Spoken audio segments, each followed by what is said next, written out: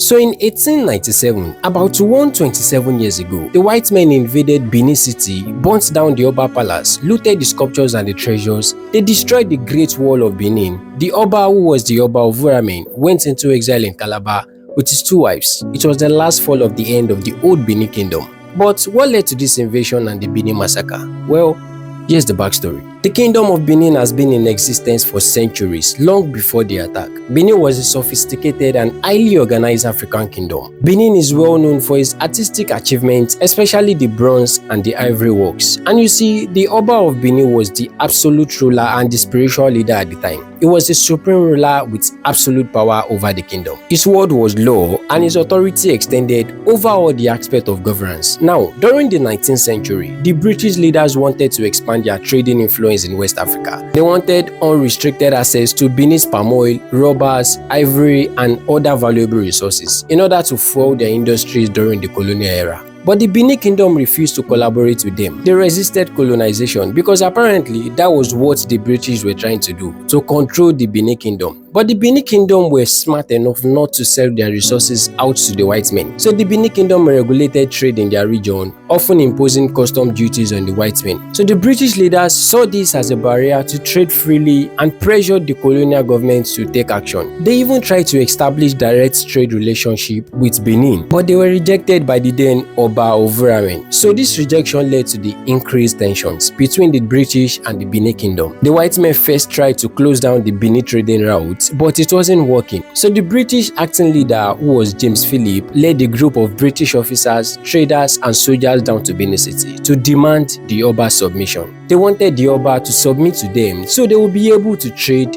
any way they like. Though the Oba messengers warned them that Oba of Ovonranwen was performing rituals at the moment, therefore the white men won't be allowed to see him. But Philip and his men refused, insisting that they must see the Oba. So on their way to the palace, they were ambushed near Benin City by forces of the Oba, and almost all members of the British soldiers were killed, including Philip. Only 2 survivors escaped, and that was where the war began. In response to the killing, the British army, led by another person who was Sir Larry, launched an attack on the Benin Kingdom. In February 1897, thousands of soldiers armed with gun and firepower attacked Benin City. They destroyed the whole of the city, starting from the Oba's palace. They looted everything in there: the crown, the cultural treasures, the Benin bronze, and the ivory. After which they burnt down the palace and proceeded to destroy the city. So when it appeared to the Benin people that they had been defeated, the Oba fled the city and hid in a forest around Benin City with some of his loyal chiefs and supporters. The reason for him running were mainly to preserve his life